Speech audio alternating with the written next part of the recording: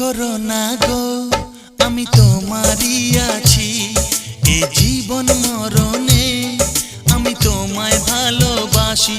আমি তোমার ছায়া হয়ে রব তোমার পাশাপাশি।